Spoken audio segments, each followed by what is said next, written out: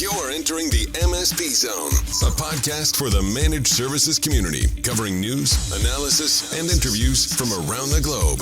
Elevate your MSP game by staying in the MSP Zone. And now, your host, Charles Weaver. What's up, folks? Welcome to the MSP Zone, where we cover everything related to managed services on planet Earth. Almost everything.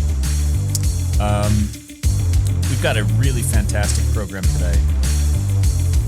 I could find the mixer knob. All right, there it is. There it is. Now we're in control. Whew. Got worried there for a minute.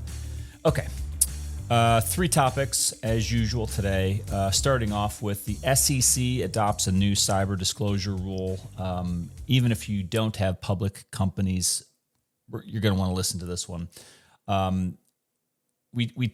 We tackle some it's not fan mail, it's just member mail. A member wrote in, had a question. I thought it was a fantastic question. It related to kind of branding and the whole MSP profession and where we're headed and where we've come from. And it was kind of a nice but weird email out of the blue that I wasn't expecting, and thought it was just too good of an opportunity to pass up. So we're going to talk about this email and that topic, and then finally mention a topic we've also touched on briefly in the past here, related to master MSPs, or you call them external service providers. You can call them supply chain vendors, strategic partners, whatever you call them. These are companies that have a very unique role to play in the managed services supply chain, and we're going to talk about some of their unique attributes, qualities that put them in a very good position to be an influencer, if you will, on the topic of certification, compliance, and standards. So that's our last topic, and let's jump right in with the SEC. So again, the Securities and Exchange Commission, if you have not already heard about it, I think last week or the week before, announced a new rule that deals with cyber security, specifically cyber disclosure rules. Think of this as a kind of I'll get into what it means before, but it was a very long process that they had been leading up to, and I want to talk about it because even if you're not impacted, meaning you're not directly concerned with, or your customers aren't directly concerned with the United States Securities and Exchange Commission, the SEC from here on after, you still should be aware of this. Why? Because it's a fairly big move at the U.S. federal level of where all the states and, quite frankly, our industry has been headed for a number of years now. So it's really good for you to be aware of it. I know a lot of you out there practicing MSPs are really interested in staying in touch and keeping your education going on things related to compliance and certification and security and things like that. And this is going to be a really good starting off topic. So again, I found this out from a Forbes article, and I'm sure you could just Google SEC cyber disclosure rule and you'll find a number of articles. I want to explain the rule, what it means, why the rule was created, the impact of the rule on MSPs and customers, and lastly, failure to comply. What will happen if you don't follow this rule?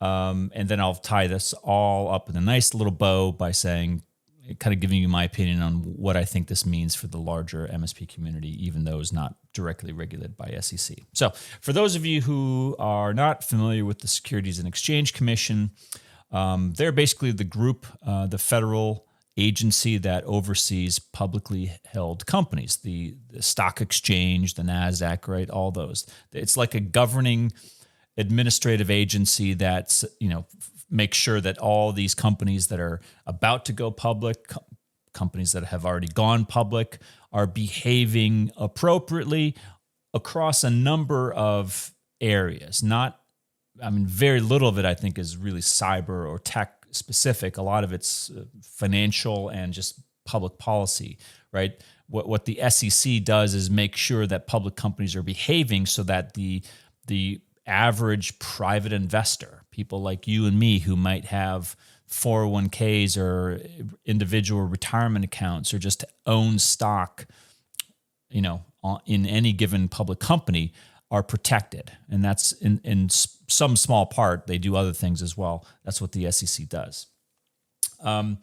The SEC had for a while, and I don't want to go over the lengthy historical background, but basically they had opened up a notice and comment period where they were saying, hey, we're thinking about doing this thing with a cyber disclosure rule. We want you, the public, to be aware of it, and would you give us some feedback? And that happened over a period of many, many months. And then finally this year they said, all right, we're going to go forward and we're going to make this our rule. And essentially, here's what the rule says and what it means. And I'm quoting here from the Forbes article. According to the new rules, public companies will have to disclose a cybersecurity incident within 4 business days of determining that the incident is material. What does material mean, I wonder? That's my comment, not theirs. No, they answer it.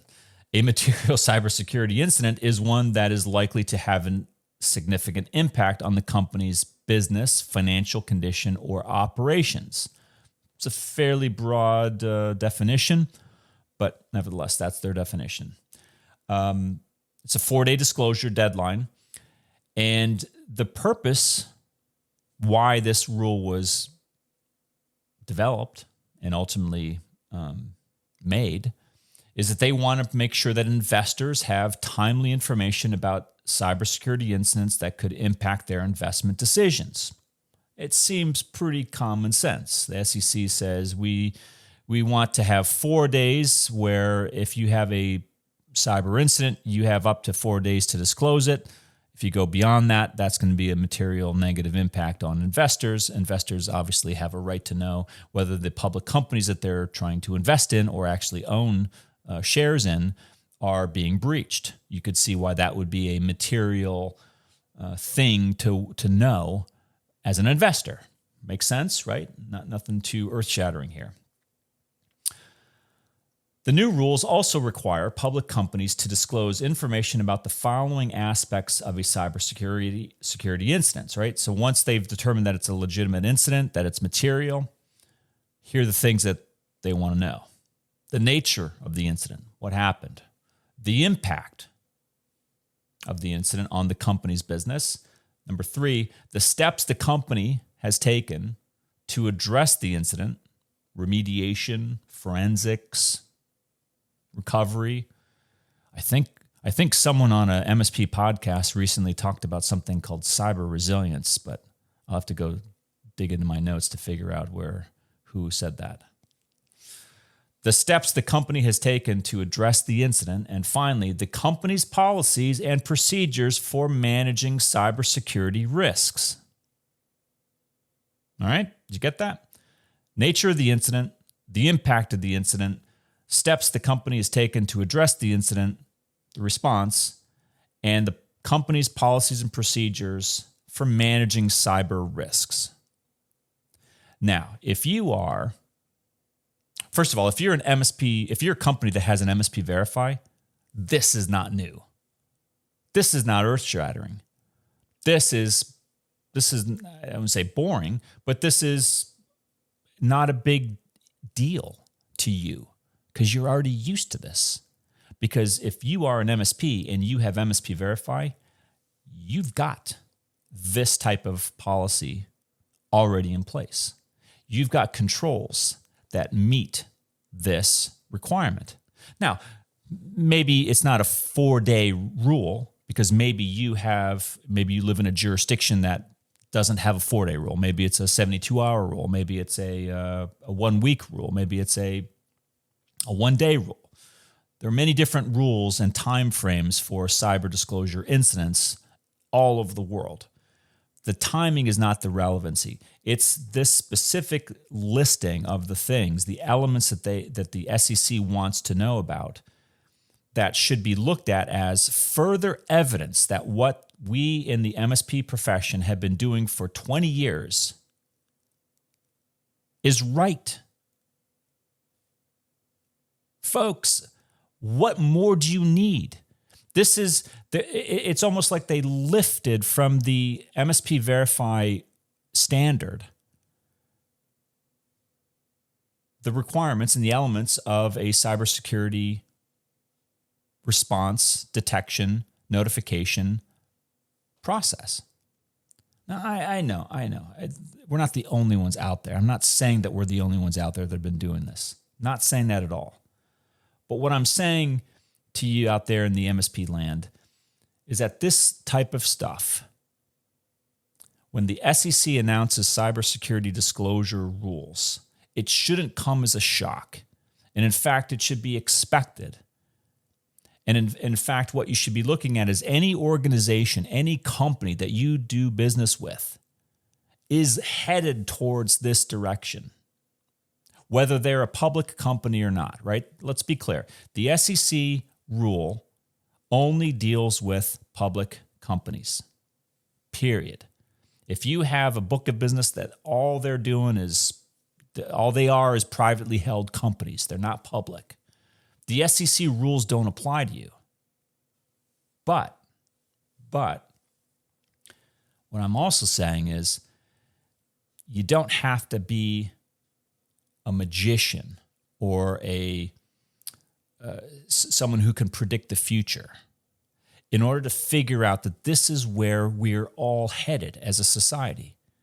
We've talked about so many times on this program about cybersecurity disclosure rules. We've talked about it in the state of Louisiana a lot. We've talked about all 50 states in the United States have cybersecurity disclosure laws, something similar to this SEC rule.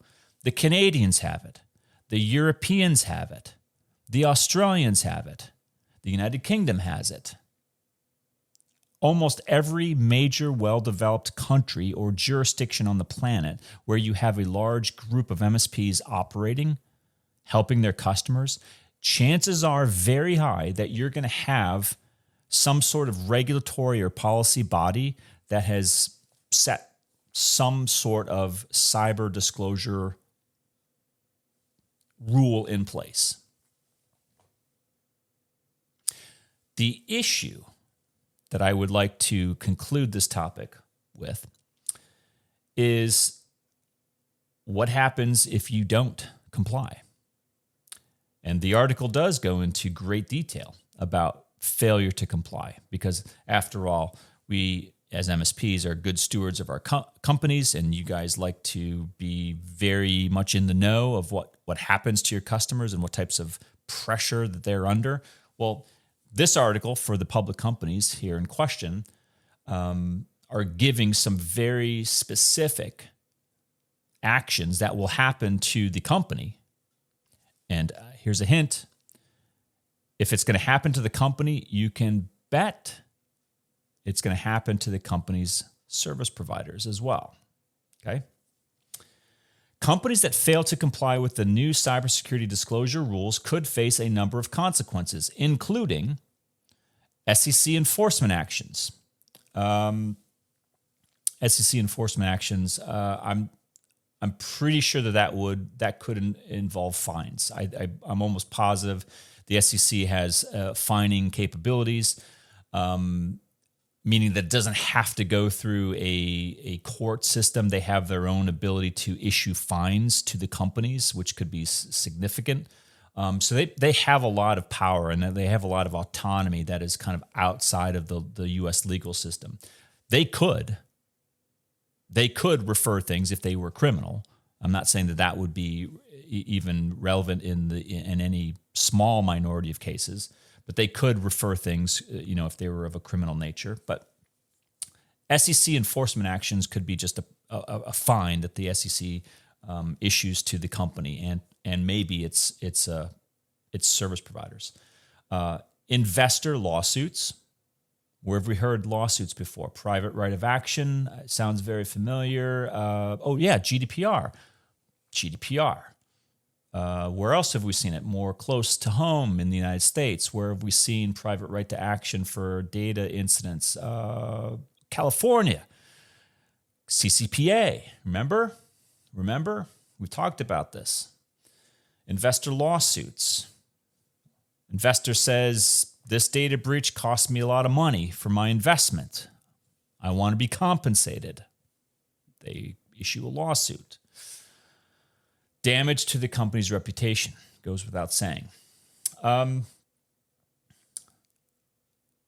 It's not new, folks. It's not new. No one should be shocked at this. This should have been very much expected, and you should continue to expect this from other areas. Other professions are undeniably heading in this type of direction, which is just, if you want to know how to describe this, it's just transparency.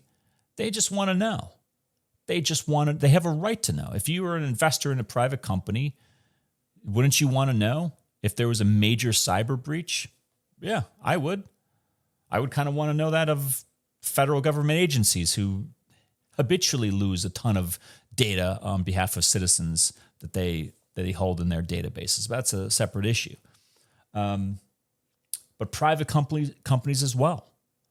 And the many risks that are inherent with cyber breaches, failure to report them, failure to adequately protect against them, and most importantly, back to the cyber resilience issue, inability to effectively recover from a cyber incident. Remember, not all cyber incidents are breaches. They're not all data loss situations. And this rule doesn't necessarily get into those details, at least not that I've seen from the Forbes article. But I just wanted you all to be aware of it, that this is one more, a pretty big one, but one more example of the larger global community telling you undeniably in which direction they're headed, which is greater, not less, transparency and understanding into the supply chain of IT that goes into any company on the planet. That's where we're headed. And you either look at that as crippling and something that you're never going to get beyond, in which case that's a pretty bleak future, or for those MSPs who are already doing it, and there's a lot of you who are, and kudos to you if you're one of those, you look at it as an opportunity, a big opportunity to help your customers in a way that most customers can't help themselves in that way. The big companies, the public companies, they have no excuse. Everybody else, they got an MSP. Okay, on to the next topic. So back to this email. Unsolicited, just out of the blue. I don't even know if I've talked to this person before. And I'm not going to read you the email because the email goes into a fairly good amount of detail into their practice, and I want to be sensitive to their privacy concerns. And I don't want to talk about I'm going to try to relay the effect and the context of the email without giving away too much of the details. But basically, this is an MSP owner. It's a business owner here. And the business owner was responding to, I don't know what they were responding to be honest. I think it was just an unsolicited email, or maybe it was a podcast episode that they had heard or watched. And it's basically about what we call ourselves, right? Managed services providers, or MSPs, and how commonplace, ubiquitous that term has become. And I've been talking a lot about cybersecurity consultants and that class of company coming into this market and creating, as I call it, a lot of negative confusion. And so I think that's what this MSP business owner was emailing about. And this MSP mentions his RMM vendor. I'm not going to say who it is. And this RMM vendor has an expert, a marketing expert that recommends not referencing anything managed services on your website. So I don't know who this expert is. Maybe you do. I legitimately don't know who this person is. But the question is that appropriate? Should we do it or should we not do it? Should I as an MSP hide the fact that I'm an MSP? Should I hide the fact that I'm delivering managed services? So it got me thinking. It got me really thinking because I suppose this is I did email the person back, but I guess this is my more elaborated official response.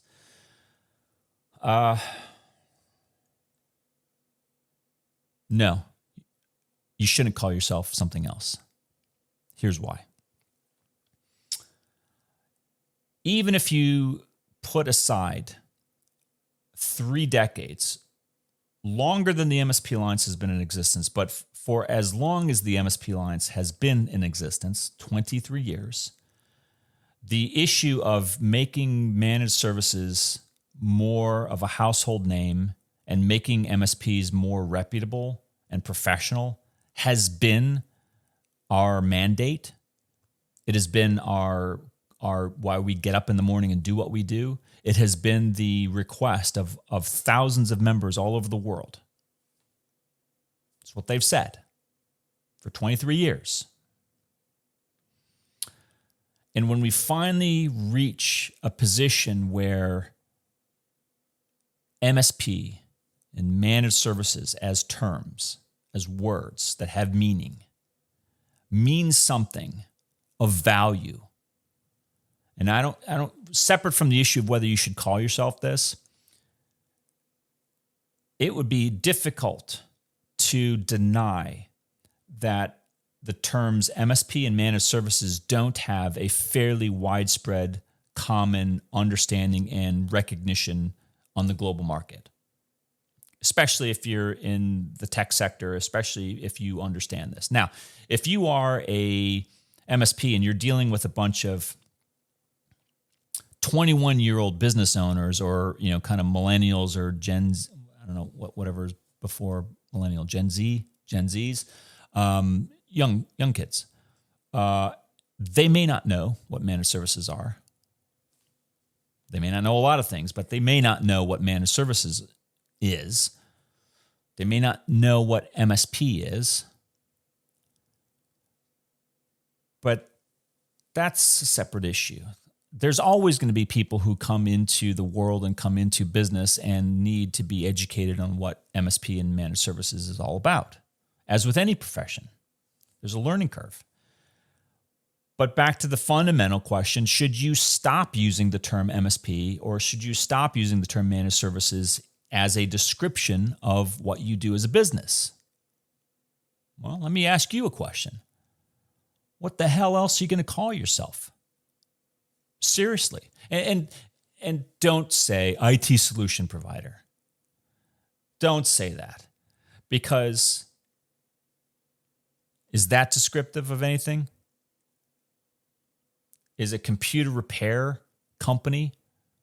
Is computer support or IT support, IT help desk, IT service support? Let me guess. You want to call yourself a cybersecurity solution provider. Cybersecurity, CSP. CSSP? I don't know. Here I'm going, folks. Are any of those better descriptors of what you do? I would argue no. I would argue not only are they not better, I would argue they're worse. And I would argue that they're worse descriptors of what you do because what you do when you throw away the term MSP or managed services provider or IT managed services, any of those derivations, when you throw that away and walk away from that and move towards things like cyber, what you're doing, this is just my viewpoint, my opinion. You're taking a fairly well-established marketing high ground and you are slumming it with the rank and file down in the gutter, unwashed masses. Anybody and everybody is trafficking in cyber right now. And I am not telling you to not use cyber. But what I am saying to you is that before you throw away 3 decades of a pretty damned good professional reputation, think about what you're replacing it with. Because if you think replacing it with cyber is going to give you credibility, you are crazy, out of your mind, nuts. Yeah, that's what I said. I'll say it again. You're out of your mind if you think that leaving behind MSP and managed services and embracing something like cybersecurity is going to make you credible and going to instantly describe what you do as I almost said MSP. You're not an MSP anymore, right? Under your conditions, you're a cybersecurity company. Are your chances better or worse if you do that? Think about that and think about it honestly. I've just given you my opinion. I've given you my opinion that, and I'm not saying that MSP and managed services are perfect. No term is perfect. But I've used this example and I'll use it again here. Do you think that third-year law school students sit around and wonder, contemplating their pending graduation and how it's going to be like going into practice, to practice law, and they think, there's a lot of lawyers out there. Maybe we should stop calling ourselves lawyers and call us something else. You could rinse and repeat for any profession. You think the CPA community does that? Thinks about that? Do you think engineers say, you know what? We've been using engineering for a couple hundred years. Maybe we should throw that away and come up with something entirely new that no one's ever thought about, nor do they associate with us. Same with medical. Same with whatever profession you're talking about. Words, even as imperfect as they are, if they describe decently or better what you as a professional body do, that's a damn good start. It's a good start for people trying to find you. All right? Is your job as a business owner something to think about when you're thinking about abandoning all MSP managed services trappings? Is your job going to be easier or more difficult if you throw away all that stuff? How difficult or easy is it for your customers and new customers going to be to find you? Because after they get through the playing with the shiny brand new penny called cybersecurity, and they're going to get tired of it pretty quickly, and they figure out that not every cybersecurity consulting firm is the same. They're already finding that out now. When they find out that not every cybersecurity consulting firm is the same, nor do they even come close to doing anything comprehensive, not like that old MSP company we used to work with, but we threw away because we went to this new cybersecurity model because that's what we were told was the new thing. How much business are you going to lose? How much will you tolerate losing because you made it more difficult for customers to find you? Now, folks, that's my opinion. It's just my opinion. And I've heard this argument before. If you're wondering whether my Snap comments are, just bait to get you to listen, watch this, they're not. It's not the first time this question has been asked. I've told this story so many times. It was 2002, a fairly well established, very reputable, compared to me at the time, like no night and day, right? Like I was nobody in 2002, And this was a major analyst firm. And they called us up. I had the meeting with them and basically got told off that, you know what, managed services, that's about 2 years old. That's .com. Charlie, you're crazy. But might as well pack this thing in. It's not going anywhere. The name has moved on. And it wasn't a business model. It was partly a business model argument. Like they thought legitimately that managed services was not had run its course and it was no longer relevant. Wonder where that person works today. I should probably find out. Hopefully it's not in IT. But part of the argument was the name. Shifting away from managed services to something else. It has never worked. I don't think it ever will work.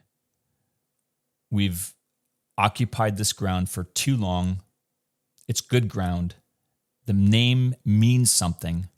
It's worth protecting. It's worth protecting more than it is, and it's easier to protect. Here, final closing thought on this topic. If you're concerned about the term MSP and managed services, it's far easier for you, for us as a profession, to protect that name and that brand than it will be for you to recreate the prestige, the professionalism, and everything else good that you've got going in managed services, to recreate that in an entirely new atmosphere and a new name. I'll give you 20 years minimum to recreate that. Cybersecurity is not going to get it done. Not at all. Not even close. That industry is going to implode fast if they keep going at their current rate. My job, at least as of right now, is to make sure that managed services providers are nowhere near that implosion.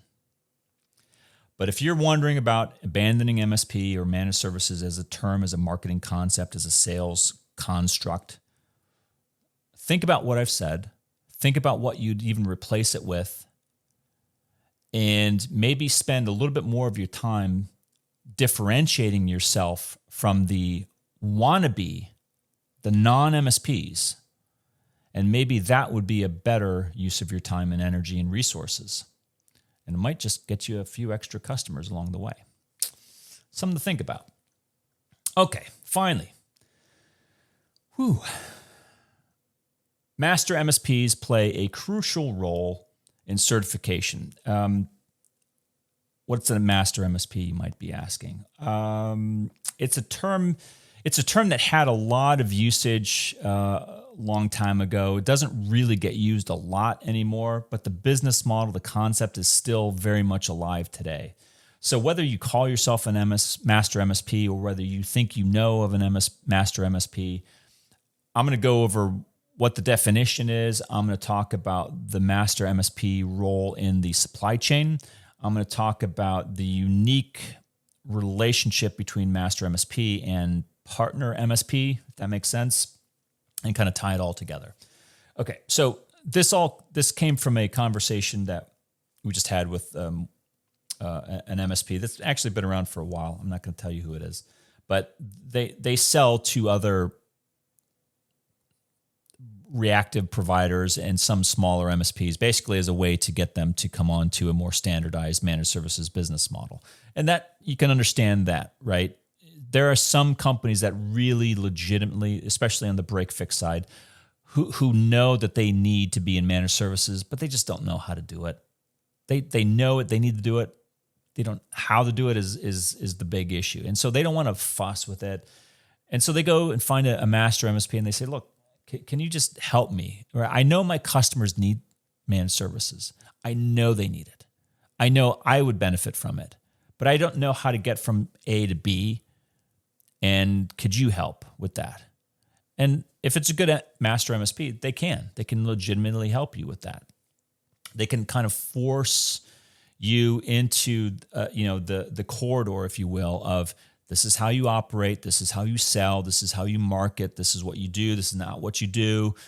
And it's business model guardrails. It's a good way to think about it. You can operate within these confines. You can't really go beyond it because the master MSP won't allow it to happen. All right. I think that's really good. Is it right for every MSP? No, absolutely not. There's a lot of MSPs who are as good as master MSPs. Some of them are better, right? There are different grades of master MSP out there, believe me. And this is not necessarily the same thing as a franchise, right? Very, very different things I'm talking about. I'm talking about a master MSP model where the service provider, the main service provider, is delivering a NOC, help desk, centralized managed services delivery product that is delivered via the MSP partners, who may do some element of the work. They may do billing, invoicing. They may do customer service. They may do level 1 help desk. They may do, some of that triage work. Different models have different approaches, but hopefully that makes sense. I'm going to call the relationship between that MSP and the master MSP as a ESP. What's ESP mean, you might ask? External service provider. Whoever is outside of your organization but is delivering a critical component of your managed services supply chain, we call that in the certification world, in MSP lines, we call you ESPs, or that vendor. You might think of them as a vendor. We call them an ESP because they're part of your supply chain. They deliver a component of what you deliver down to your customers, okay? This is not you reselling hardware or even a SaaS product and just behaving in a resale fashion. Not what I'm talking about. I'm talking about this party, the ESP, is really critical in delivering a service. If you buy, I'll give you a good example. If you buy from your RMM vendor an EDR product, they would be an external service provider to you, the MSP. Why? Because that EDR service is being baked into your maybe managed security offering that is then delivered downstream to a customer. The customer doesn't necessarily know the EDR details. They should. If they read your MSP Verify report, they would know. But that's getting to the next question. How do you make that distinction between who's an ESP and who isn't?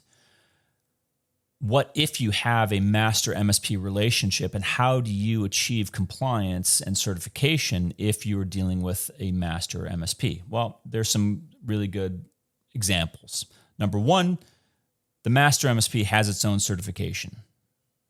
That's maybe ought to be step number one, you could argue, because if the EDR vendor has its own security certifications and audits and what have you, then that's easy for you to take those reports, and now you've done your due diligence on that vendor, because now you can say, all right, well, I know exactly how the EDR vendor does what it does, and I can now incorporate that into my certification and then deliver that as a nice, tidy little package for my customer to read and say, this is exactly how you are delivered an EDR managed service. Makes sense. Makes sense, right? Yeah. Okay. And I'm not just talking about, because you've seen how I just added RMM vendors or EDR vendors into this mix. I'm really talking about any external service provider who isn't a reseller relation to you. I'm talking about a true vendor, a true service delivery partner. They have elements of their controls, their policies, their procedures that are relevant to you, the MSP, and how you deliver your services to your customer. And you're going to be hearing a lot about that in the coming months, because we're going to be doing a series here. I haven't really announced it yet, but now I'm announcing it, that is going to walk you through our own certification efforts. Yeah, you heard it. The MSP Alliance is going through a certification and audit itself. We're going to be going and getting a Cloud Verify and a SOC 2. And that was decided a while ago, and we've been preparing for it. And we've been preparing for it using our Cyber Verify platform. And I thought, this is ridiculously simple, because I had doubts before we built the platform whether we could even do this. I knew we could do it, but I didn't know how difficult it would be. But now that we've got the platform, it's ridiculously simple.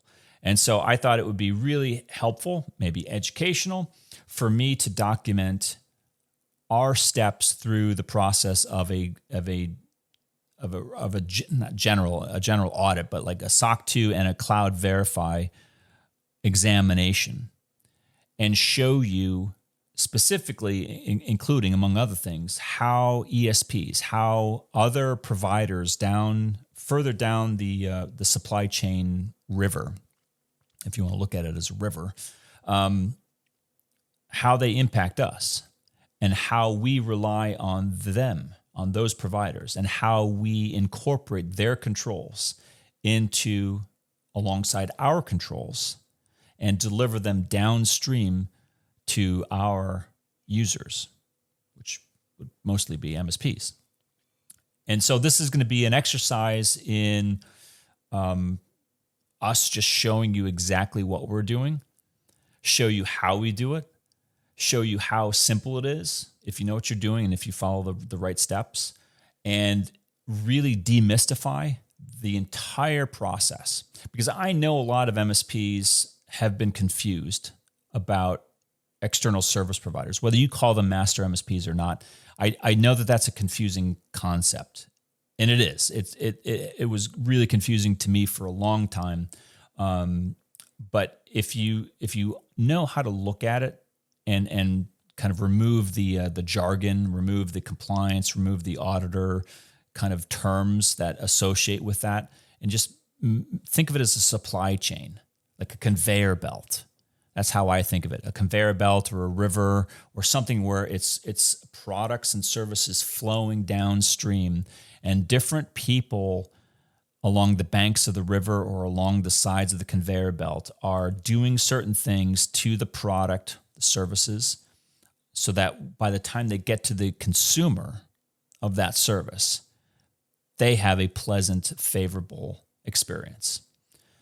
That's what this whole thing is about, right? So whether you call it a master MSP, an external service provider, vendor management, vendor risk, whatever, by the way, things that are specifically called out in that SEC rule that they just announced, right? That's why I brought that up in that sequence, because they're talking about master MSP, external service provider styles of accountability and transparency. So we better all be prepared for that, because it's coming, if not already here. So I hope that helped. I know that's kind of deep stuff to throw at you guys, but we're going to really try our best over the next several months to break this previously complex process down, make it simple, make it really easy to understand, and more importantly, very, very easy for you to replicate and to do on your own, so that you can go and achieve whatever certification is necessary and matters most to your MSP practice. That's it, folks. If you have any questions, comments, I would love to hear from you. I mean, I think that email from the member was fantastic. I love hearing that feedback. If you have thoughts about what I've said, you agree with it, you disagree with it, I don't care. Send us an email. mspzone@msplines.com is the email, and maybe we'll do a segment on your topic. Thanks for listening. If you enjoyed today's episode, please give us a like. Make sure you are subscribed to the podcast so you will get notified when future episodes are released. We will see you next time in the MSP Zone.